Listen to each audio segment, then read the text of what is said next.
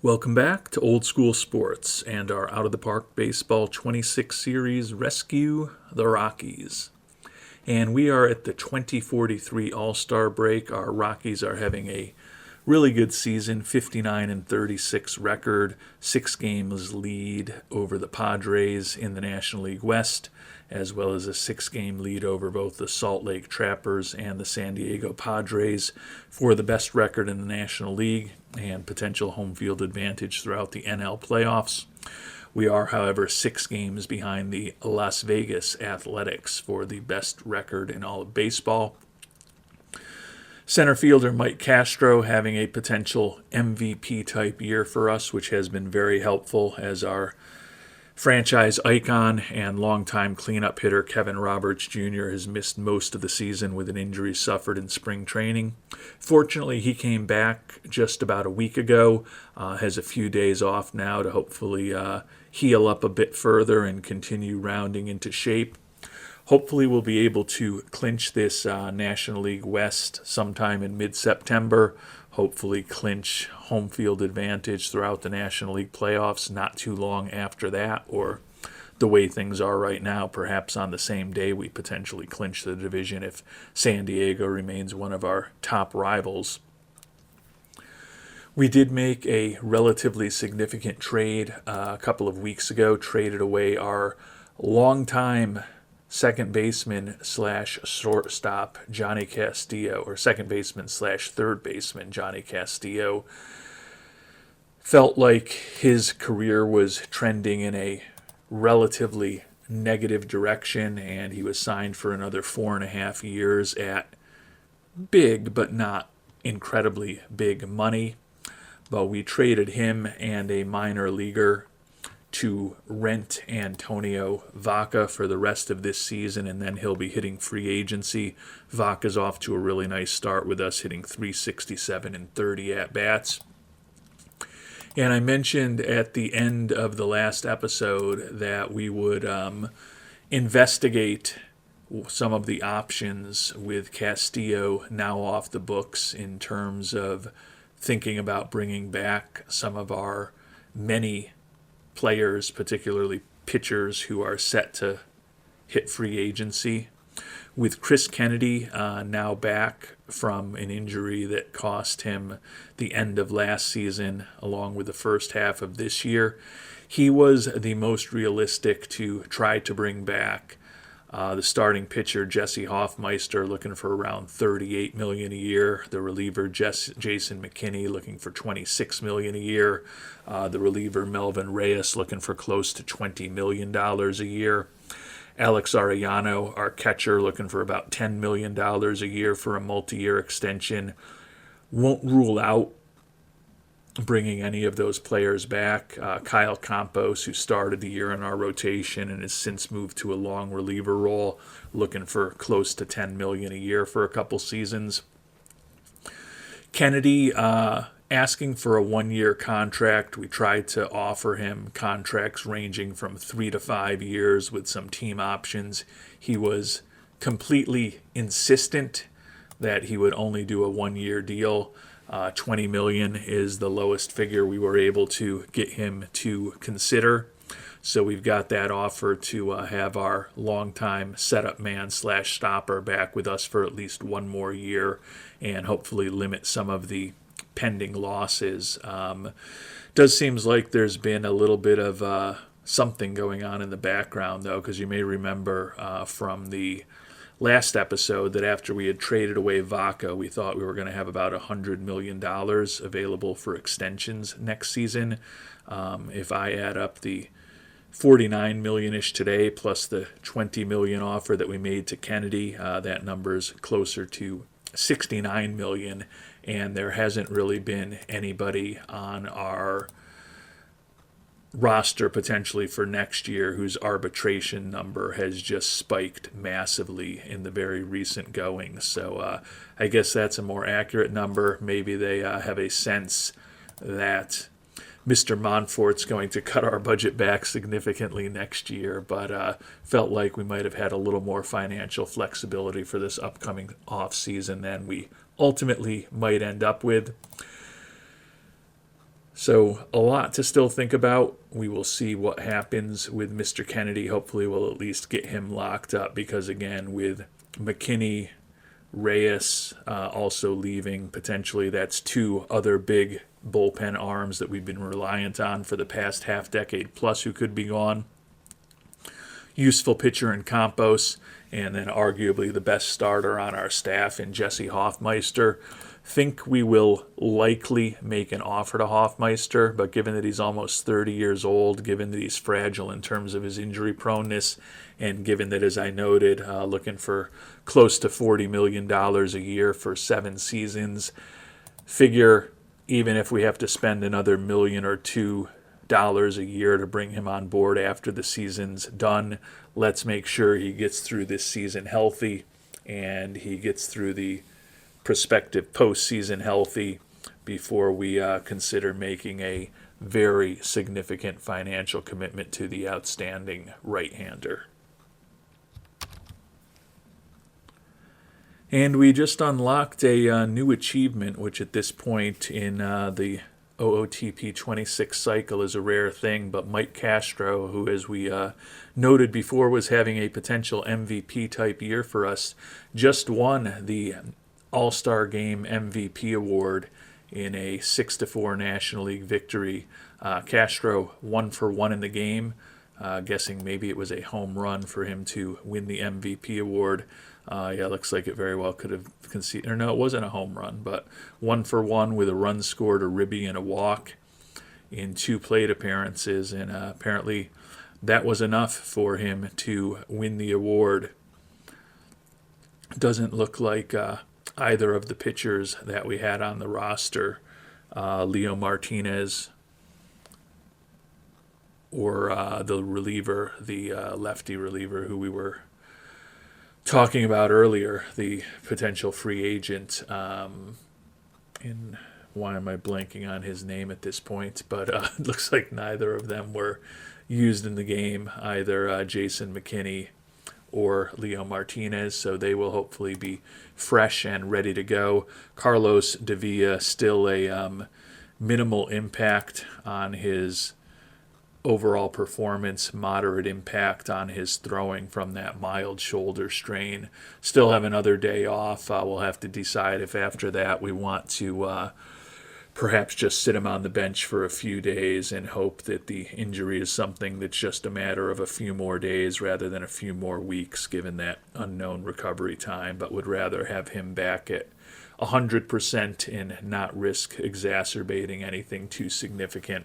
We did have him trying to play through it ahead of the All-Star game, hoping that the All-Star game time off would be enough to get him fully healed, but it looks like that may not be the case, unfortunately. And we won our first 2 games coming out of the All-Star break at home against the Nationals. We have been benching Davila. Hopefully he'll be back and healthy before the end of the month, but trying to ensure that we don't let that injury turn into anything more significant. Still have not gotten any particular feedback from Chris Kennedy, but I would expect that we'll get him locked up in relatively short order. With the acquisition of Vaca and a couple of rookies that we drafted this year who were a bit more expensive than slot, essentially no money left to make any moves at this point, with the pitching being outstanding, the hitting being improved, and hopefully improving even more going forward with Vaca and Kevin Roberts Jr. now on the team. Feeling pretty good with this squad and unlikely to make another trade since we don't have a lot of money to bring anybody on board with, and hoping that we can keep this team healthy and hopefully have a long run in the 2043 postseason. And we do have the veteran Chris Kennedy signed for a 1-year extension. The fans pleased. Good to have him on board. Obviously, the very early going of his season, with the fact that he's just bounced back from that injury, hasn't pitched actually since the last time we checked on him at the end of the last episode. Still a 12 ERA over the very limited sample size of the 3 innings that he's thrown for us. but with the updated scouting report on him, still anticipate that his stuff is going to be as filthy as it ever was, and hopefully he'll be productive for us over the next season and a half till he potentially could hit free agency again at the age of 33. And we continue winning, running our record to 4-0 since the All-Star break with a couple of wins over the Dodgers. I think there may have been a game against Washington that was scheduled for Monday that was rained out. I believe there was. So just 2 games left now until we get to the trade deadline. Carlos Davila is now healthy. He missed those first 4 games, but looks like he is recovered, so that should be positive for us. As I said, unless somebody blows us away with a really good offer, including a willingness to keep a very large portion of any contract that we might be taking on, think that unlikely that we're going to do anything before the trade deadline here in 2043.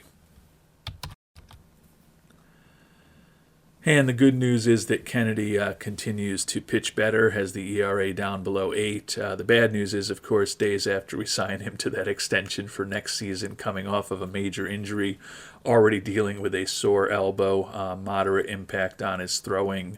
We're going to obviously shut him down, given that he'd have to go on the 15-day IL. We're going to try to muddle through with 12 pitchers for the next week, but certainly not going to push things with a very important pitcher to us who is at this point getting a little precarious as far as his health. And we ended up sweeping the Dodgers, although we did lose the final game of the month of July to the Mets. Quick look at our team statistics with 2 months to go in the season. 65-37 record, 3 worse than expectations. We are tied for 3rd in the National League in runs scored.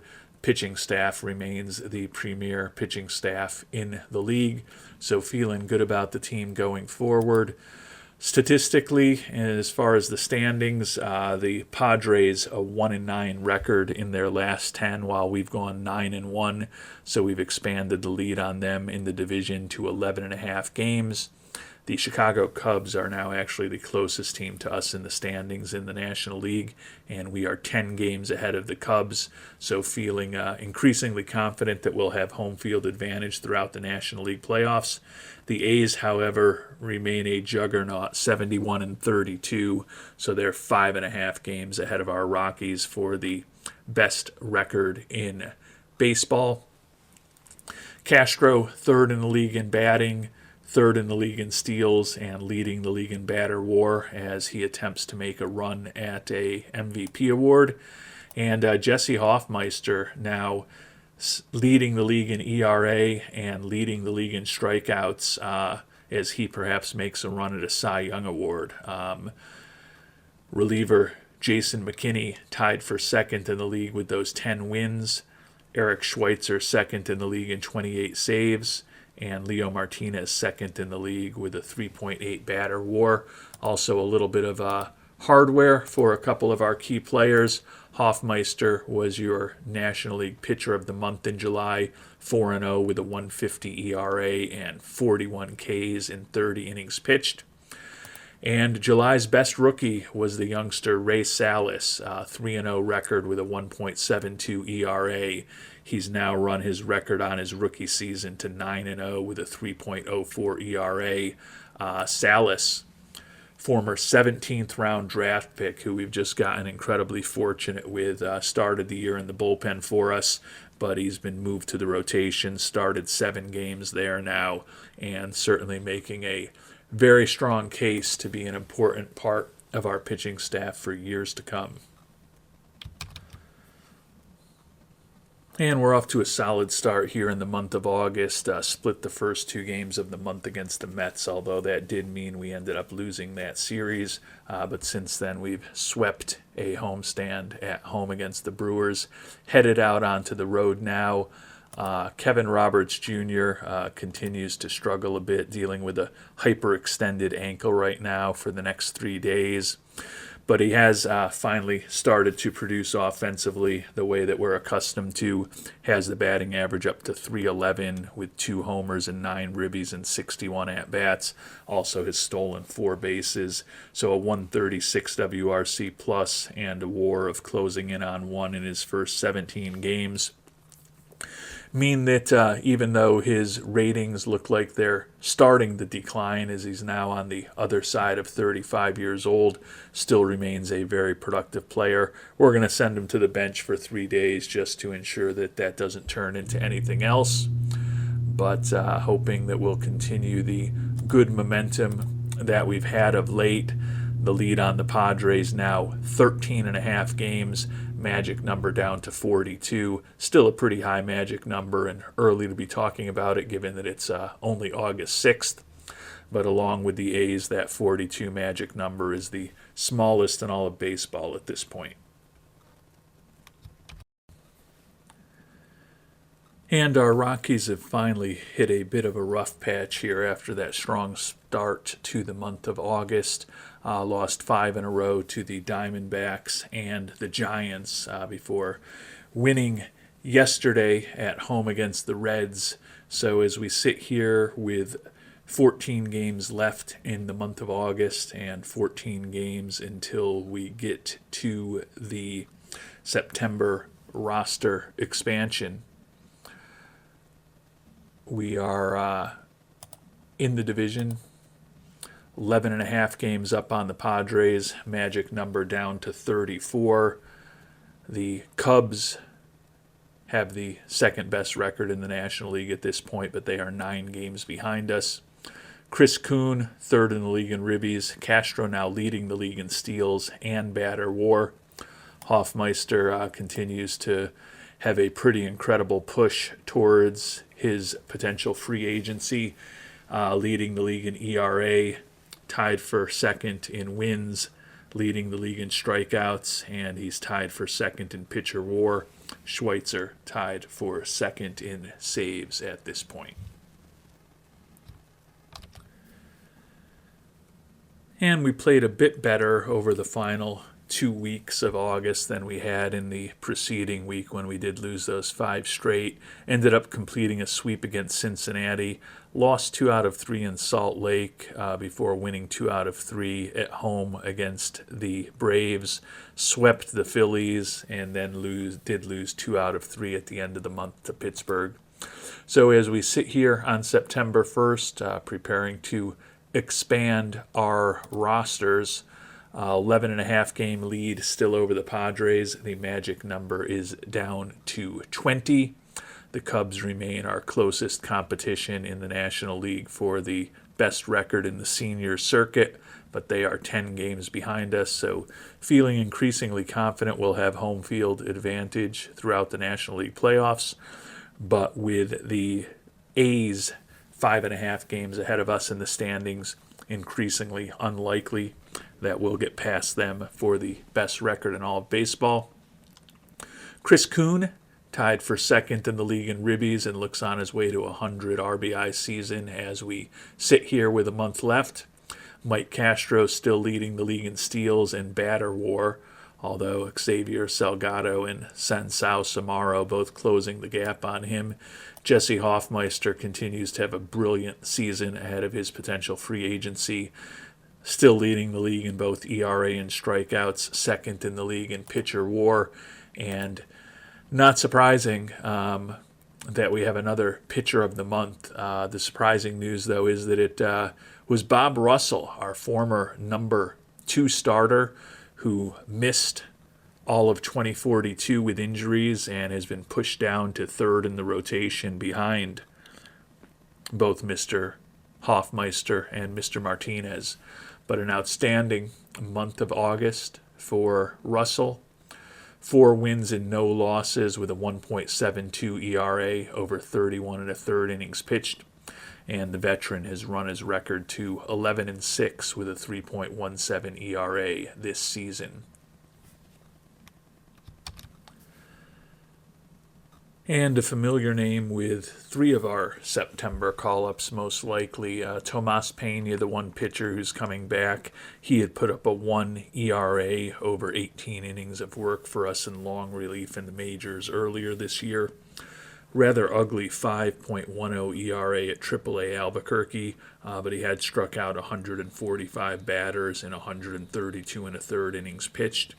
119 whip doesn't necessarily fit with that 5.10 ERA, and you can see his Sierra of 2.92 much stronger, and he's put up a 3.3 WAR and a 78 FIP minus over the course of his AAA season. So Pena will get an opportunity to work in long relief for us over this final month of the season. And position player-wise, Nick Dyer and Steve Wheats, who had both been up with us earlier, are back. Dyer will get an opportunity to pivot into a third base role against lefties. Wheats will play first base against lefties. Escobar will move to left field against left-handed pitching, and that'll allow us to get the left-handed bats of both Antonio Vaca and Tom McNeil out of the lineup against left-handed pitching. But given that we do want to get the young McNeil, who's broken out of that slump he was in a month or so ago, into the lineup more regularly, he's going to take over as our left fielder against right-handed pitching. Eric Mokeen, who could be in his final weeks and months as a member of the Rockies, going to become a backup outfielder for us and a potentially useful left-handed bat off of the bench when we need a pinch hitter in the late innings. Taking a look at our schedule here for the month of September, big series against the Cubs coming up starting tomorrow as we try to ensure that we hold them off for the best record in the NL. And then a series against the Padres at home against them about a week from now as we try to ensure that we can hold them off for the NL West crown. And as September gets underway, the 30 guys on the now expanded roster are all healthy. John Jefferson looks like he may be ready to play the final week and a half of the season as he recovers from that torn meniscus. Elliott Bedford, who's missed a lot of time with a broken kneecap, could be back right about the beginning of playoff time. And certainly, although we anticipate that Arellano will be our starting catcher against right-handed pitching between Corley, McCallum, and Bedford, whoever is our backup catcher and potential starter against left-handed pitching is still very much in doubt for the playoffs. And maybe the good news on Chris Kennedy and the fact that he recovered from that torn UCL, or ruptured UCL was the way they described it, more quickly than anticipated, was all a mirage, as he has now suffered a torn flexor tendon in his elbow, going to miss the rest of this year and all of next year. So essentially, we've accomplished flushing $20 million in our potential budget down the drain for next season without bolstering our pen at all. That'll certainly make it more challenging for us to bring back the likes of Hoffmeister and McKinney and Melvin Reyes. But it'll make the game more challenging for next year, that's for sure. And with that injury to Kennedy and the uncertainty about what our bullpen might look like next year with Schweitzer and McKinney, Reyes, Ramirez, and Joss being the most familiar names to viewers, and both Reyes and McKinney's futures with us being in doubt for financial reasons. Calling up Jim Johnson. You may remember him, picked him in the 5th round out of Missouri a year ago. He started the year in Double-A Hartford, where he put up a 2.93 ERA. That has ballooned to a 5.15 ERA in Triple-A Albuquerque, striking out 12 batters per 9 innings, but his strikeout-to-walk ratio is an unimpressive 1.7. Know that control is going to be the issue for him, but he's almost 24 years old, so we'll get a look at him over these final few weeks of the season, and hopefully he'll be able to help us ensure that we know a little bit more about the prospective members of our bullpen heading into next season, and can hopefully make some wise decisions about whether we want to bring any of the potential free agents back or perhaps need to bring them back. 11.5 game lead still on the Padres as we slowly move forward in this month. We took 2 out of 3 against the Cubs, and as I noted, we've got that big series against San Diego coming up in a few days.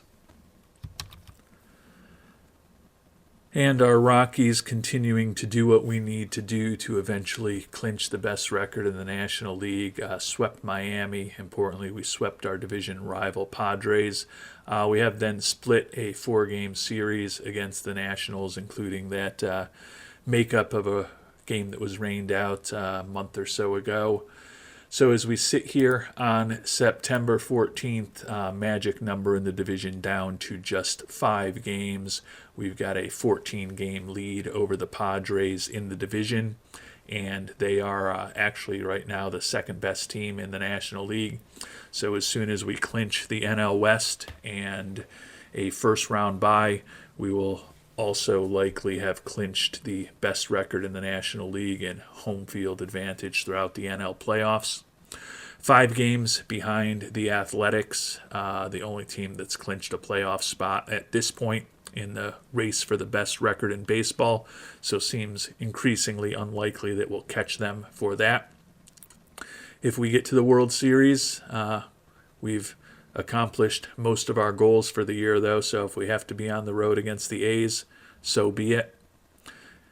Interestingly, when you look at these 2 Western divisions, the second best teams in each league, the Padres in the National League and the Royals in the American League, happen to have the misfortune of playing in the same division as the team that does have the best record. As we head into the final few weeks of the season, Chris Kuhn tied for the league in ribbies, second in the league in ribbies with 97. Castro continues to lead the league in steals and batter war. And Jesse Hoffmeister still trying perhaps to win a pitching triple crown, still leading the league in ERA and strikeouts, second in the league in wins, although he's 2 behind Francisco Fernandez of the Nationals. Eric Schweitzer tied for second in the league in saves, and Hoffmeister is second in the league in pitcher war. Contract demands have gone up a bit, given the injury issues we've been facing, though. If I have to pay a few $1 million more to bring back Hoffmeister, so be it. There's also certainly an argument that maybe we've gotten the best years out of him, and with where we're going to be financially for next year, maybe we decide to let him go and try to sign multiple players for the money that we would have spent on Hoffmeister, although it'll certainly leave a significant hole in our rotation. And not necessarily the greatest week in history for our Colorado Rockies, but we have now clinched the National League West. Only a 5-5 record over our last 10, but with a 13-game lead on the Padres and a 13-game lead on the Cubs. We've not just clinched the NL West, we've also clinched the best record in the NL. The A's 6 games ahead of us in the battle for the best record in baseball, so with only 12 games left, can't really say that's a battle. It would be a shock if they don't end up maintaining the best record in baseball. Castro still leading the league in steals and batter war on his way to a potential MVP season. Jesse Hoffmeister still trying to make a run at a pitching triple crown, and he's now tied for the league lead in pitcher war as he tries to win a Cy Young Award before potentially becoming a free agent. And John Jefferson now healthy, so we're going to play him at third base, sent the young infielder Nick Dyer back down to AAA. We're also going to make Corley our regular catcher against left-handed pitching. He's making a strong case to perhaps be our backup catcher come playoff time. Really love his glove, love his influence in the clubhouse, and he's hit .421 in his first 19 at-bats for us. Admittedly, a very small sample size, and admittedly looks like he's gotten pretty lucky given his ratings, and perhaps more importantly, the fact that he's got a ridiculous .571 BABIP in his limited major league experience. But we'll give him a few more opportunities over this final week and a half or so of the season. 98-54 record as we sit here, and that means we are still 6 games behind the A's with just 10 games to go at this point. Castro still making a strong bid to be MVP, and Hoffmeister is now tied for the league lead in wins, so he is potential to win a pitching triple crown. Leo Martinez also up to 14 wins at this point. So some big individual performances here in 2043 for the Rockies. We'll see if we can have big performances come playoff time. Check in on a couple of players. Antonio Vaca, who we made that big trade for as a rental. Batting average down to .274, but he does still have 12 homers and 35 ribbies and 219 at-bats. Also 9 of 10 on the base path, stealing bases. So he's put up a 130 WRC plus and a 1.1 WAR. Certainly much more productive offensively than Mario Manriquez had been when he was our everyday first baseman. And Kevin Roberts Jr. in a bit of a cold slump right now, hitting just .242 on the year, 5 homers and 28 ribbies and 207 at-bats. Does have 23 stolen bases for us, but a 91 WRC plus and an OPS of just over 700 is not what we've come to expect over the course of 5 Tools' major league career. And we head into the final week of the season, a 3-3 week last week, taking 2 out of 3 against Milwaukee, but then losing 2 out of 3 against St. Louis. 3 games left against the Diamondbacks here in September, and then we will finish with 3 games at home at the beginning of October against the San Francisco Giants. We are at this point not officially locked in as the second best team in baseball, as the A's have lost 4 in a row, but they are 5 games ahead of us with 6 to go, so it seems like just a matter of time until they'll have clinched the best record in baseball. We look poised to get back over 100 wins this year after a bit of a down season in the standings for us a year ago. Hoffmeister now no longer set to win the pitching Triple Crown, as Fernandez has gotten another win. Still an outstanding season for both him and Mike Castro, but most importantly, we'll see if we can keep our Rockies healthy over this final week of the season. And another month in the books, another award for a member of the Rockies. Makoto Hirota, your National League Rookie of the Month. 4 wins and 1 loss over 6 starts, 31 strikeouts and 34 1/3 innings pitched. Hirota 9-5 in 18 starts with a 3.48 ERA on the season.